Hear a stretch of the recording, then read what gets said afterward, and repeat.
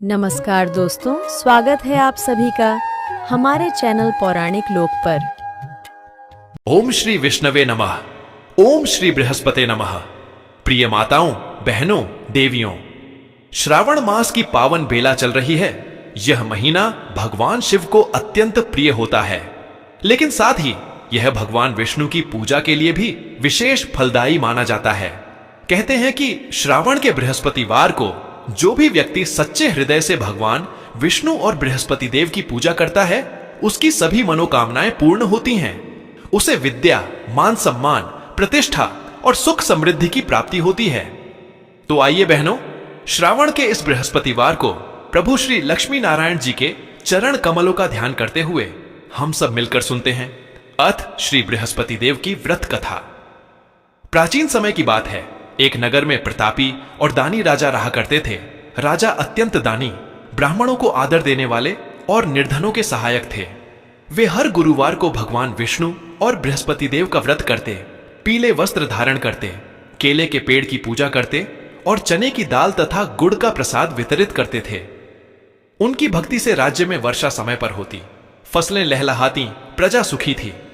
परंतु उनकी रानी इसके विपरीत कठोर हृदय वाली, दान पुण्य और व्रत पूजन से विमुख स्त्री थी। राजा की यह बात उनकी रानी को अच्छी नहीं लगती थी। रानी ना तो गरीबों को दान देती, ना ही भगवान का पूजन करती थी और राजा को भी दान देने से मना किया करती थी। एक दिन राजा प्रातः काल से ही शिकार खेलने वन को गए हुए थे, तो रानी संयोगवश महल में अकेली रह गई। जब बृहस्पति देव को यह झांत हुआ रानी अपने पति के दान पुण्य से असंतुष्ट है, तो उन्होंने सोचा, क्या वास्तव में रानी का हृदय इतना कठोर हो चुका है? इसे परखने के लिए बृहस्पति देव ने साधु का वेश धारण किया और राजा के महल की ओर चल दिए। महल के द्वार पर पहुंचकर उन्होंने भिक्षा मांगी। माथे, कृपया भिक्षा दें। रानी ने जब साधु को देखा तो बिना किसी संकोच के कठोर स्वर में कहा, हे साधु महाराज, मैं तो इस दान पुण्य से तंग आ गई हूं। मेरे पति सारा धन गरीबों पर लुटाते रहते हैं, इसलिए मेरी तो यही इच्छा है कि हमारा यह सारा धन नष्ट हो जाए। फिर न रहेगा बांस, न बजेगी बांसुरी, न हमारे पास धन होगा और ना ही मेरे पति दान पुण्य करेंगे। रानी की बात सुनकर साधु ने कहा, हे देवी, तुम तो बड़ी विचित्र हो। धन और संतान तो सभी चाहते हैं, पुत्र और लक्ष्मी तो पापी के घर भी होने चाहिए। यदि तुम्हारे पास अधिक धन है तो भूखों को भोजन दो, प्यासों के लिए प्याऊ बनवाओ, मुसाफिरों के लिए धर्मशालाएं खुलवाओ। जो निर्धन अपनी कुंवारी कन्याओं का विवाह नहीं कर सकते, तुम उनका विवाह करवाओ। जो जीव जंतु भूखे हैं उन्हें भोजन दो। ऐसे और कई काम हैं जिनको करने से तुम्हारा यश लोक परलोक में फैलेगा। तुम्हारा यह धनदान पुण्य से जुड़कर और बढ़ेगा। परंतु रानी पर साधु के उपदेश का कोई प्रभाव न पड़ा। वह बोली, महाराज, आप मुझे कुछ ना समझाएं। मैं ऐसा धन नहीं चाहती जो हर जगह बांटती फिरूं। साधु ने उत्तर दिया, यदि तुम्हारी ऐसी ही इच्छा है तो तथास्तु। तुम ऐसा करना कि बृहस्पतिवार को घर लीपना, इसके बाद पीली मिट्टी से अपना सिर धोकर स्नान करना, भट्टी चढ़ाकर कपड़े धोना। ऐसा करने से आपका सारा धन नष्ट हो जाएगा। इतना कहकर वह साधु महाराज वहां से अंतर्ध्यान हो गए। साधु के अनुसार कई बातों को पूरा करते हुए रानी को केवल 3 बृहस्पतिवार ही बीते थे कि उसकी समस्त धन संपत्ति नष्ट हो गई और इतनी बुरी दशा हो गई कि एक समय के भोजन के लिए भी राजा का परिवार तरसने लगा। तब एक दिन राजा ने रानी से बोला कि हे रानी, तुम यहीं रहो, मैं दूसरे देश को जाता हूं, क्योंकि यहां पर सभी लोग मुझे जानते हैं, इसलिए मैं कोई छोटा कार्य नहीं कर सकता। ऐसा कहकर राजा परदेश चला गया। वहां वह जंगल से लकड़ी काट कर लाता और शहर में बेचता। इस तरह वह अपना जीवन व्यतीत करने लगा। इधर राजा के प्रदेश जाते ही रानी और दासी दुखी रहने लगी। एक बार जब रानी और दासी को 7 दिन तक बिना भोजन के रहना पड़ा, तो रानी ने अपनी दासी से कहा, हे दासी, पास ही के नगर में मेरी बहन रहती है, वह बड़ी धनवान है। तू उसके पास जा और कुछ ले आ, ताकि थोड़ी बहुत गुजर बसर हो जाए। दासी रानी की बहन के पास गई। उस दिन गुरुवार था और रानी की बहन उस समय बृहस्पतिवार व्रत की कथा सुन रही थी। दासी ने रानी की बहन को अपनी रानी का संदेश दिया, लेकिन रानी की बड़ी बहन ने कथा और पूजा अधूरी होने के कारण कोई उत्तर नहीं दिया। जब दासी को रानी की बहन से कोई उत्तर नहीं मिला तो वह बहुत दुखी हुई और उसे क्रोध भी आया। दासी ने वापस आकर रानी को वहां की सारी बात बता दी। दासी की ये सब बातें सुनकर रानी ने खुद को और अपने भाग्य को कोसना शुरू कर दिया। उधर रानी की बहन ने सोचा कि मेरी बहन की दासी आई थी, परंतु मैं उससे नहीं बोली, इससे वह बहुत दुखी हुई होगी। कथा सुनकर और पूजन समाप्त करके वह अपनी बहन के घर आई और कहने लगी, हे बहन, मैं बृहस्पतिवार का व्रत कर रही थी। तुम्हारी दासी मेरे घर आई थी, परंतु जब तक कथा होती है तब तक न तो उठते हैं और न ही बोलते हैं, इसलिए मैं नहीं बोली। कहो तुम्हारी दासी क्यों आई थी? रानी बोली, बहन, तुमसे क्या छिपाऊं? हमारे घर में खाने तक को अनाज नहीं बचा।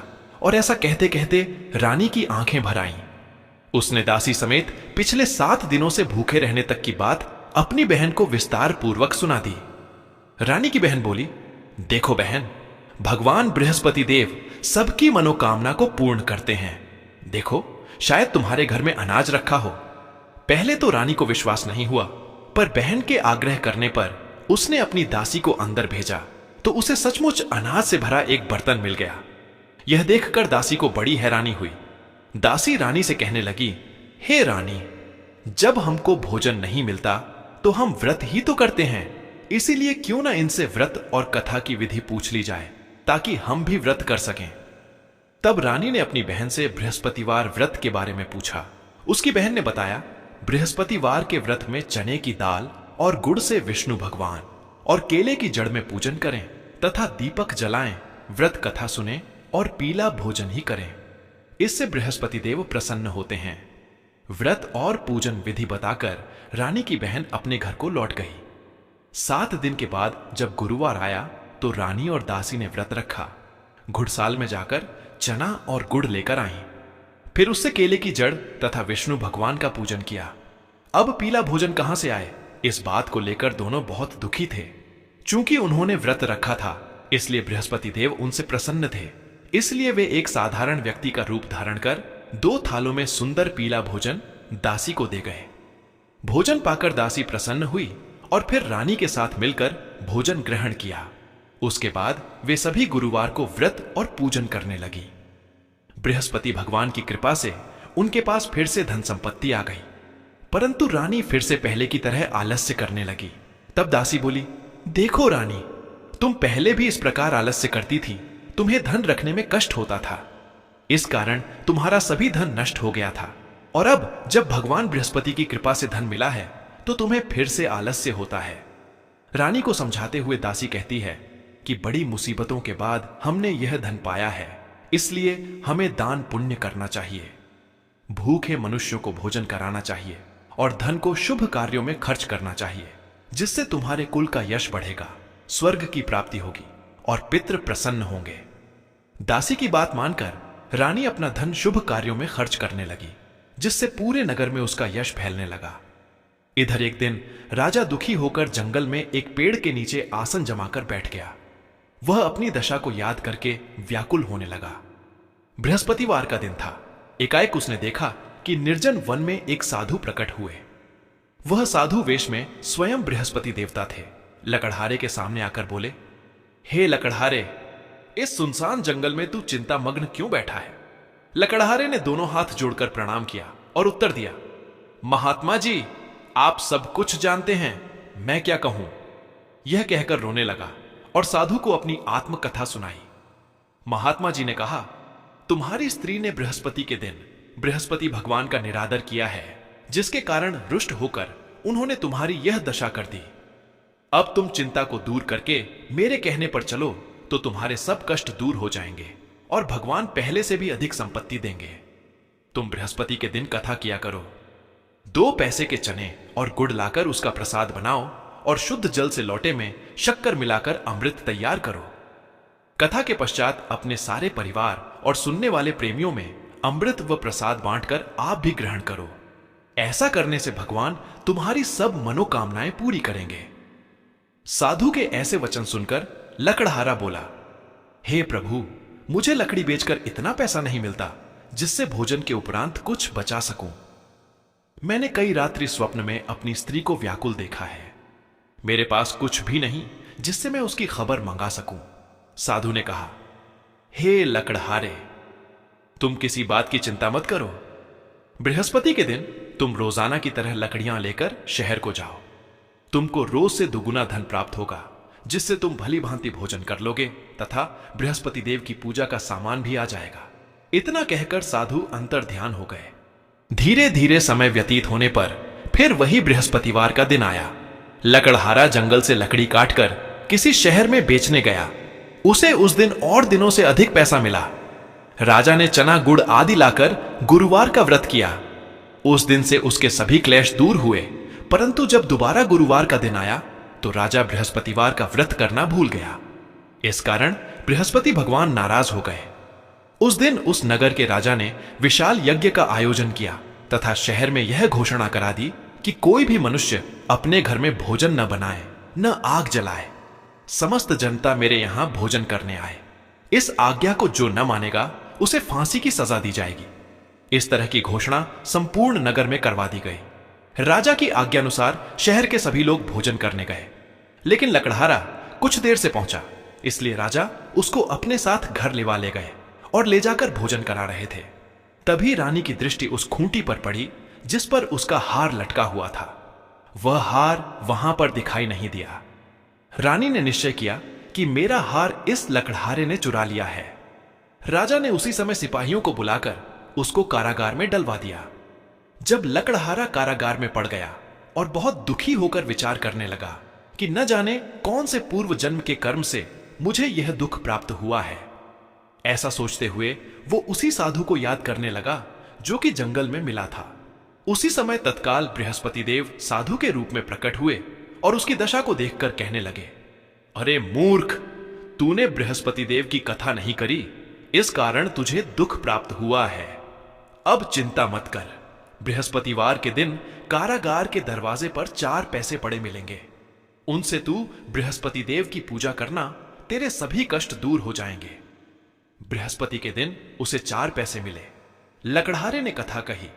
उसी रात्रि को बृहस्पति देव ने उस नगर के राजा को स्वप्न में कहा, हे राजा, तुमने जिस आदमी को कारागार में बंद कर दिया है वह निर्दोष है। वह राजा है, उसे छोड़ देना। रानी का हार उसी खूंटी पर लटका है। अगर तू ऐसा नहीं करेगा तो मैं तेरे राज्य को नष्ट कर दूंगा। इस तरह रात्रि के स्वप्न को देखकर राजा प्रातःकाल उठा और खूंटी पर हार देखकर लकड़हारे को बुलाकर क्षमा मांगी तथा लकड़हारे को योग्य सुंदर वस्त्र आभूषण देकर विदा कर दिया। बृहस्पति देव की आज्ञानुसार लकड़हारा अपने नगर को चल दिया। राजा जब अपने नगर के निकट पहुंचा तो उसे बड़ा आश्चर्य हुआ। नगर में पहले से अधिक बाग, तालाब, कुएं तथा बहुत सी धर्मशाला, मंदिर आदि बन गई हैं। राजा ने पूछा, यह किसका बाग और धर्मशाला है? तब नगर के सब लोग कहने लगे, यह सब रानी और बांदी के हैं। तो राजा को आश्चर्य हुआ और गुस्सा भी आया। जब रानी ने यह खबर सुनी कि राजा आ रहे हैं तो उन्होंने बांदी से कहा कि हे दासी, देख राजा हमको कितनी बुरी हालत में छोड़ गए थे। हमारी ऐसी हालत देखकर वह लौट ना जाए, इसलिए तू दरवाजे पर खड़ी हो जा। आज्ञानुसार दासी दरवाजे पर खड़ी हो गई। राजा आए तो उन्हें अपने साथ लिवा लाई। तब राजा ने क्रोध करके अपनी रानी से पूछा कि यह धन तुम्हें कैसे प्राप्त हुआ है? तब उन्होंने कहा, हमें यह सब धन बृहस्पति देव के इस व्रत के प्रभाव से प्राप्त हुआ है। राजा ने निश्चय किया कि 7 रोज बाद तो सभी बृहस्पति देव का पूजन करते हैं, परंतु मैं प्रतिदिन दिन में 3 बार कहानी तथा रोज व्रत किया करूंगा। अब हर समय राजा के दुपट्टे में चने की दाल बंधी रहती तथा वह दिन में 3 बार कहानी कहता। एक रोज राजा ने विचार किया कि चलो अपनी बहन के यहां हो आए। इस तरह निश्चय कर राजा घोड़े पर सवार हो अपनी बहन के यहां को चलने लगा। मार्ग में उसने देखा कि कुछ आदमी एक मुर्दे को लिए जा रहे हैं। उन्हें रोककर राजा कहने लगा, अरे भाइयों, मेरी बृहस्पति देव की कथा सुन लो। वे बोले, लो, हमारा तो आदमी मर गया है, इसको अपनी कथा की पड़ी है।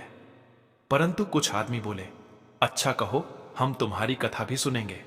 राजा ने दाल निकाली और जब कथा आदि हुई थी कि मुर्दा हिलने लग गया, और जब कथा समाप्त हो गई तो मुर्दा राम राम करके उठकर खड़ा हो गया। आगे मार्ग में उसे एक किसान खेत में हल चलाता मिला।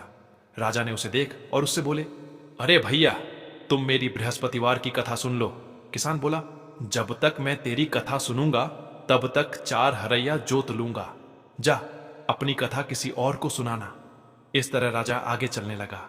राजा के हटते ही बैल पछाड़ खाकर गिर गए तथा किसान के पेट में बड़ी जोर का दर्द होने लगा। उस समय उसकी मां रोटी लेकर आई। उसने जब यह देखा तो अपने पुत्र से सब हाल पूछा और बेटे ने सभी हाल कह दिया।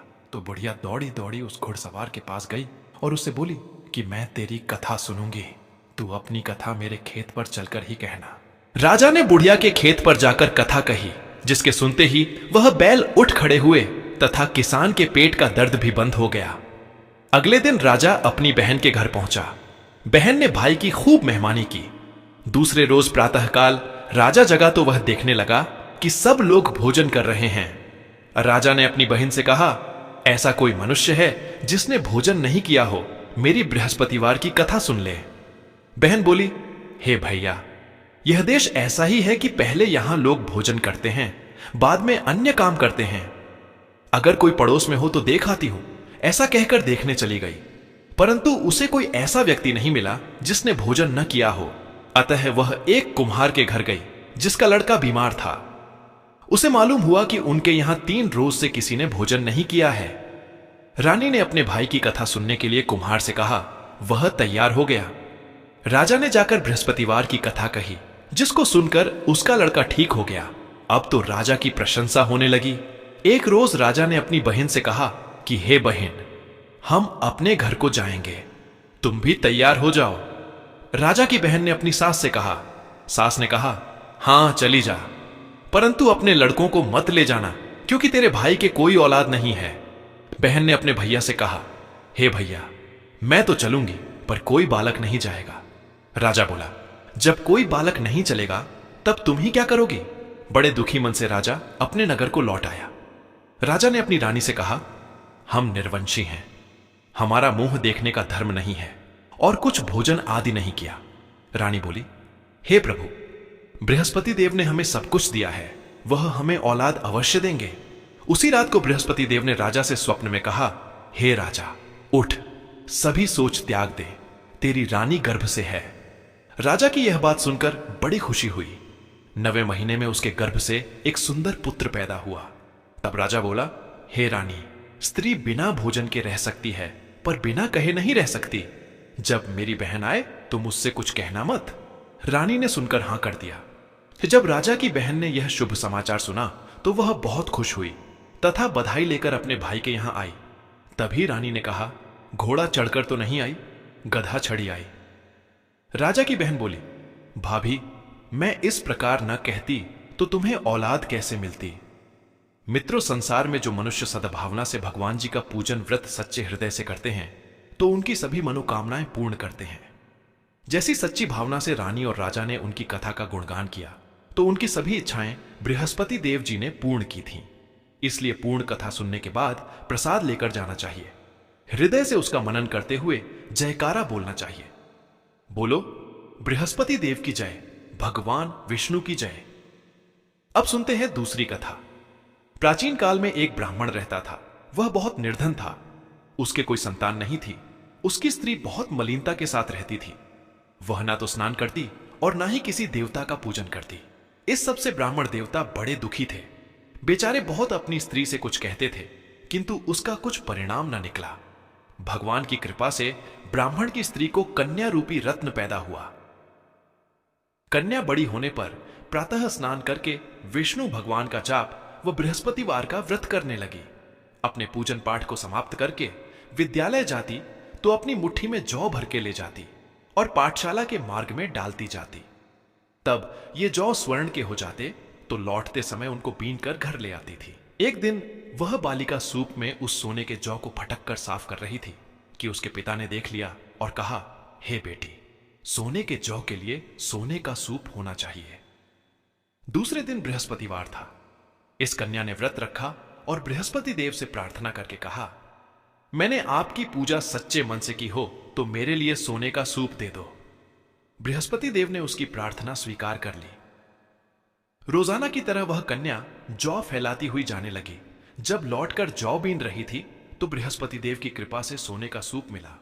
उसे वह घर ले आई और उसमें जौ साफ करने लगी, परंतु उसकी मां का वही ढंग रहा। एक दिन की बात है कि वह कन्या सोने के सूप में जौ साफ कर रही थी। उस समय उस शहर का राजपुत्र वहां से होकर निकला। इस कन्या के रूप और कार्य को देखकर मोहित हो गया तथा अपने घर आकर भोजन तथा जल त्याग कर उदास होकर लेट गया। राजा को इस बात का पता लगा तो अपने प्रधानमंत्री के साथ उसके पास गए और बोले, हे बेटा, तुम्हें किस बात का कष्ट है? किसी ने अपमान किया है अथवा और कारण हो सो कहो, मैं वही कार्य करूंगा जिससे तुम्हें प्रसन्नता हो। अपने पिता की राजकुमार ने बातें सुनी तो वह बोला, मुझे आपकी कृपा से किसी बात का दुख नहीं है। किसी ने मेरा अपमान नहीं किया है, परंतु मैं उस लड़की से विवाह करना चाहता हूं जो सोने के सूप में जौ साफ कर रही थी। यह सुनकर राजा आश्चर्य में पड़ गया और बोला, हे बेटा, इस तरह की कन्या का पता तुम ही लगाओ, मैं उसके साथ तेरा विवाह अवश्य ही करवा दूंगा। राजकुमार ने उस लड़की के घर का पता लगाया। तब मंत्री उस लड़की के घर गए और ब्राह्मण देवता को सभी हाल बतलाया। ब्राह्मण देवता राजकुमार के साथ अपनी कन्या का विवाह करने के लिए तैयार हो गए तथा विधि विधान के अनुसार ब्राह्मण की कन्या का विवाह राजकुमार के साथ हो गया। कन्या के घर से जाते ही पहले की भांति उस ब्राह्मण देवता के घर में गरीबी का निवास हो गया। अब भोजन के लिए भी अन्न बड़ी मुश्किल से मिलता था। एक दिन दुखी होकर ब्राह्मण देवता अपनी पुत्री के पास गए। बेटी ने पिता की दुखी अवस्था को देखा और अपनी मां का हाल पूछा। तब ब्राह्मण ने सभी हाल कहा। कन्या ने बहुत सा धन देकर अपने पिता को विदा कर दिया। इस तरह ब्राह्मण का कुछ समय सुखपूर्वक व्यतीत हुआ। कुछ दिन बाद फिर वही हाल हो गया। ब्राह्मण फिर अपनी कन्या के यहां गया और सारा हाल कहा तो उसकी लड़की बोली, हे पिताजी, आप माताजी को यहां पर लेकर आओ, मैं उसे विधि बता दूंगी जिससे आपकी गरीबी दूर हो जाएगी। वह ब्राह्मण देवता अपनी स्त्री को साथ लेकर बेटी के घर पहुंचे तो बेटी अपनी मां को समझाने लगी, हे मां, तुम प्रातःकाल प्रथम स्नानादि करके विष्णु भगवान का पूजन करो और दिन में बृहस्पति देव का व्रत रखो। ऐसा करोगी तो तुम्हारी सब दरिद्रता दूर हो जाएगी। परंतु उसकी मां ने एक भी बात नहीं मानी और प्रातःकाल उठकर अपनी पुत्री के बच्चों की जूठन को खा लिया। इससे उसकी पुत्री को भी बहुत गुस्सा आया और रात को कोठरी से सारा सामान निकालकर अपनी मां को उसमें बंद कर दिया। प्रातःकाल उसे कोठरी से निकाला तथा स्नानादि करा के पाठ करवाया तो उसकी मां की बुद्धि ठीक हो गई और फिर उसकी मां प्रत्येक बृहस्पतिवार को व्रत रखने लगी। इस व्रत के प्रभाव से उसके मां बाप बहुत ही धनवान और पुत्रवान हो गए और बृहस्पति जी के प्रभाव से इस लोक के सुख भोग कर स्वर्ग को प्राप्त हुए। तो बोलो, विष्णु भगवान की जय, बृहस्पति देव की जय।